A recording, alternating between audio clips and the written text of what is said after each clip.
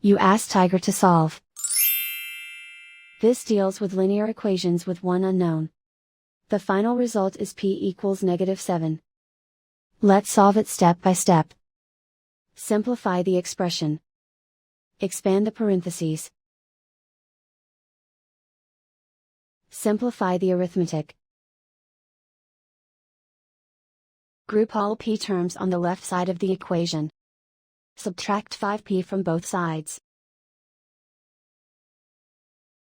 Group like terms. Simplify the arithmetic.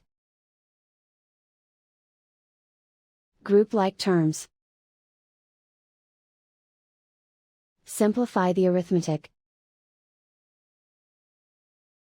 Group all constants on the right side of the equation. Subtract 27 from both sides. Simplify the arithmetic.